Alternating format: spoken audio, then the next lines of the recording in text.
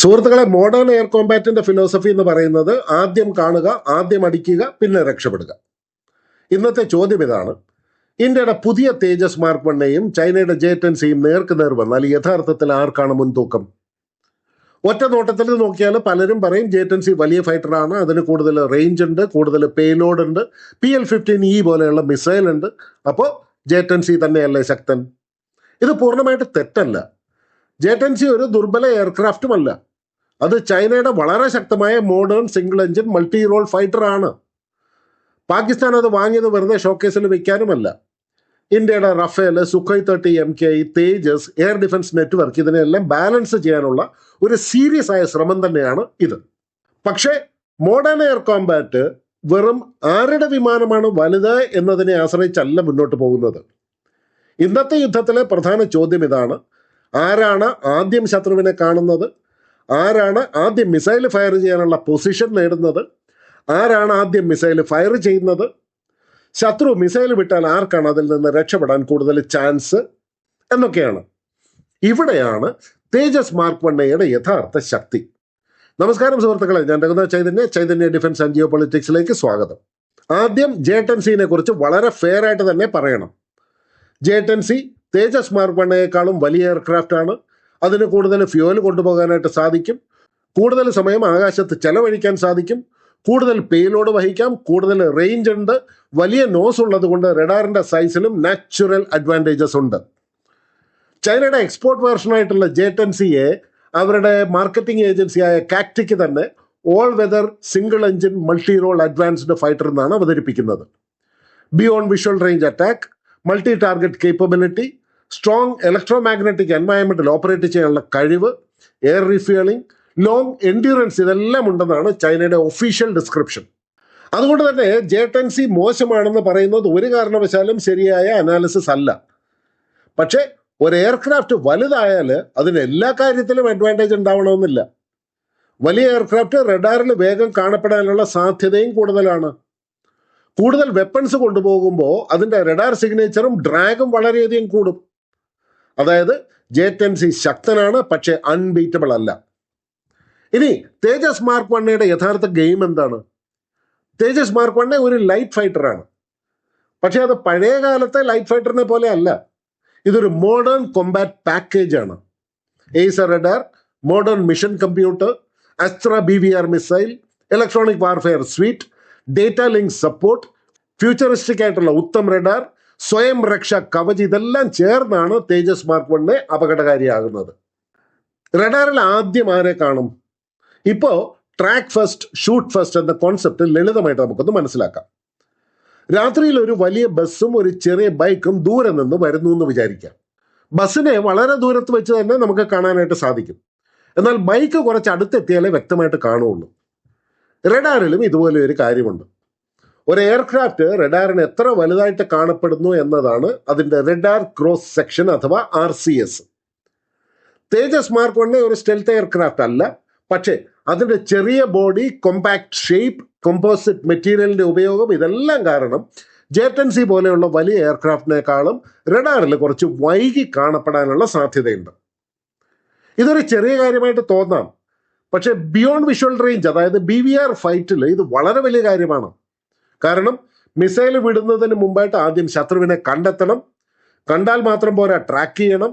Track ചെയ്താൽ മാത്രം പോരാ, മിസൈൽ ഫയർ ചെയ്യാനായിട്ടുള്ള പ്രോപ്പർ ഫയറിംഗ് സൊല്യൂഷൻസ് വേണം. തേജസ് റഡാറിൽ വൈകി കാണപ്പെടുന്നു എന്നുണ്ടെങ്കിൽ J-10Cയുടെ ലോങ് റേഞ്ച് മിസൈൽ അഡ്വാൻറ്റേജ് പൂർണ്ണമായിട്ട് ഉപയോഗിക്കാനായിട്ട് ബുദ്ധിമുട്ടാകും. ഇതാണ് തേജസിന്റെ വളരെ ശക്തമായ ഒരു സൈലന്റ് അഡ്വാൻറ്റേജ്. മിസൈലിന്റെ റേഞ്ച് മാത്രം നോക്കി നമ്മൾ ഒരു എയർ കോമ്പാറ്റിനെ വിലയിരുത്താൻ നോക്കിക്കഴിഞ്ഞാൽ തെറ്റും. J-10Cയെ കുറിച്ച് സംസാരിക്കുമ്പോൾ പലരും PL-15E മിസൈലിന്റെ റേഞ്ച് ചൂണ്ടിക്കാണിക്കും. മിസൈൽ യഥാർത്ഥത്തിൽ ശത്രുവിന്റെ ടാർഗറ്റിനെ എത്ര ഫലപ്രദമായിട്ട് ആക്രമിക്കും എന്നുള്ളത് മിസൈൽ ഫയർ ചെയ്യുന്ന ആൾട്ടിറ്റ്യൂഡ്, എയർക്രാഫ്റ്റിന്റെ speed, target direction, jamming, counter measures, പൈലറ്റിന്റെ ടാക്ടിക്സ്, അവാക് സപ്പോർട്ട്, ഇതിനെല്ലാം ആശ്രയിച്ചാണ് ഇരിക്കുന്നത്. തേജസ് മാർക്ക് വണ്ണ എന്ന് പറയുന്നത് കൈ ഒഴിഞ്ഞ ഫൈറ്ററൊന്നും അല്ലല്ലോ. തേജസിന്റെ പ്രധാന BVR പഞ്ച് എന്ന് പറയുന്നത് അസ്ത്ര മിസൈലാണ്. അസ്ത്ര മാർക്ക് 1, അസ്ത്ര മാർക്ക് 2 160 കിലോമീറ്ററിൽ കൂടുതൽ റേഞ്ചിൽ ടാർഗറ്റ് എൻഗേജ് ചെയ്യാൻ ഡിസൈൻഡ് ആണെന്ന് പ്രസ് ഇൻഫർമേഷൻ ബ്യൂറോ തന്നെ വ്യക്തമാക്കിയിട്ടുണ്ട്. ഇതിൻ്റെ അർത്ഥം വളരെ സിമ്പിളാണ്. J-10Cക്ക് ലോങ് റേഞ്ച് മിസൈലുകൾ ഉണ്ട്. പക്ഷേ തേജസ് മാർക്ക് 1Aയ്ക്കും വളരെ ക്രെഡിബിൾ ആയിട്ടുള്ള BVR പഞ്ച് ഉണ്ട്. ഇനി നമുക്ക് ഏറ്റവും പ്രധാനപ്പെട്ട ഭാഗത്തേക്ക് വരാം. ഇലക്ട്രോണിക് വാർഫെയർ അഥവാ EW. സാധാരണക്കാരുടെ ഭാഷയിൽ പറഞ്ഞാൽ EW ഒരു ഫൈറ്റർ ജെറ്റിന്റെ അദൃശ്യ കവചമാണ്. ഒരു ഫൈറ്റർ ജെറ്റിന്റെ മുന്നിൽ പാറ്റൻ ടാങ്കിന്റെ പോലുള്ള അയൺ ഷീൽഡൊന്നും ഇല്ലല്ലോ. പക്ഷേ ശത്രുവിന്റെ റഡാറിനെയും മിസൈലിനെയും കൺഫ്യൂസ് ചെയ്യാനുള്ള ഇലക്ട്രോണിക് ഷീൽഡ് ഉണ്ട്. ഇലക്ട്രോണിക് വാർഫെയറിന്റെ ജോലി പ്രധാനമായിട്ടും 3 ആണ്. 1, ശത്രുവിന്റെ റഡാർ നിങ്ങളെ തിരയുന്നുണ്ടോ എന്ന് കണ്ടെത്തുക. 2, മിസൈൽ ത്രെട്ട് വന്നു കഴിഞ്ഞാൽ പൈലറ്റിന് മുന്നറിയിപ്പ് നൽകുക. 3, ശത്രുവിന്റെ റഡാറിനും മിസൈൽ ഗൈഡൻസിനും കൺഫ്യൂഷൻ ഉണ്ടാക്കി എയർക്രാഫ്റ്റിന്റെ സർവൈവൽ ചാൻസ് വർദ്ധിപ്പിക്കുക. ഇവിടെയാണ് നമ്മുടെ ഏറ്റവും പുതിയ സ്വയം രക്ഷാ കവച് അഥവാ SRK വളരെ പ്രധാനമാകുന്നത്. ഇത് തേജസിനെ ഇൻവിസിബിൾ ആക്കുന്ന മാജിക് സിസ്റ്റം ഒന്നുമല്ല. പക്ഷേ ശത്രുവിന് തേജസിനെ കണ്ടെത്താനും ലോക്ക് ചെയ്യാനും മിസൈൽ കൊണ്ട് ഹിറ്റ് ചെയ്യാനും ബുദ്ധിമുട്ടുണ്ടാക്കുന്ന അഡ്വാൻസ്ഡ് ഇലക്ട്രോണിക് വാർഫെയർ പാക്കേജാണ്. SRKയുടെ പ്രധാനപ്പെട്ട ഫീച്ചേഴ്സ് നമുക്ക് ലളിതമായിട്ടൊന്ന് നോക്കാം. ഇതിലെ പ്രധാന ഘടകം റഡാർ വാർണിംഗ് റിസീവറാണ്. ഇത് എയർക്രാഫ്റ്റിന്റെ ഒരു അലാം സിസ്റ്റം പോലെയാണ് വർക്ക് ചെയ്യുന്നത്. ശത്രുവിന്റെ റഡാർ തേജസിനെ സ്കാൻ ചെയ്യുവാണോ, ശത്രു റഡാർ ലോക്ക് ചെയ്യാൻ ശ്രമിക്കുകയാണോ, ശത്രുവിന്റെ മിസൈൽ ഗൈഡൻസ് റഡാർ ആക്റ്റീവ് ആണോ, ഇങ്ങനെയുള്ള signals radar warning receiver detect ചെയ്ത് പൈലറ്റിന് വാർണിംഗ് നൽകും. സിമ്പിളായിട്ട് പറഞ്ഞാൽ ശത്രു ഇരുട്ടിൽ ടോർച്ച് വെച്ച് നിങ്ങളെ തിരയുമ്പോൾ ആ ടോർച്ചിന്റെ പ്രകാശം കണ്ട് അവൻ എന്നെ നോക്കുന്നു എന്ന് പൈലറ്റിനെ അറിയിക്കുന്ന സിസ്റ്റമാണ് RWR. ഒരു വാർണിംഗ് കുറച്ച് സെക്കൻഡ് നേരത്തെ കിട്ടിയാൽ പോലും ഫൈറ്റർ പൈലറ്റിന് ജീവൻ രക്ഷിക്കാൻ അത്യാവശ്യമായ ഡിസിഷൻ എടുക്കാനായിട്ട് സാധിക്കും. RWR വാർണിംഗ് നൽകും, ജാമർ അതിന് മറുപടി നൽകും. അതായത് ശത്രുവിന്റെ റഡാർ നിങ്ങളെ വ്യക്തമായിട്ട് കാണാൻ ശ്രമിക്കുമ്പോൾ ഈ വിമാനത്തിലെ ജാമർ ഇലക്ട്രോണിക് നോയ്സ് അല്ലെങ്കിൽ ഡിസെപ്റ്റീവ് സിഗ്നൽ അയച്ച് റഡാറിനെ കൺഫ്യൂസ് ചെയ്യും. ഒരു ക്യാമറ നിങ്ങളെ ഫോക്കസ് ചെയ്യാൻ ശ്രമിക്കുമ്പോൾ നിങ്ങൾ അതിന്റെ ലെൻസിലേക്ക് ശക്തമായ ലൈറ്റ് അടിക്കുന്ന പോലെ ചിന്തിച്ചാൽ മതി. ക്യാമറയ്ക്ക് ക്ലിയർ ഇമേജ് കിട്ടാൻ ബുദ്ധിമുട്ടുണ്ടാവും. ജാമർ അതുപോലെയാണ്. ശത്രുവിന്റെ റഡാറിന് ക്ലിയർ ലോക്ക് കിട്ടുന്നത് ബുദ്ധിമുട്ടാക്കും. മിസൈൽ ഗൈഡൻസിനും കൺഫ്യൂഷൻ ഉണ്ടാക്കാനായിട്ട് ഇത് സഹായിക്കും.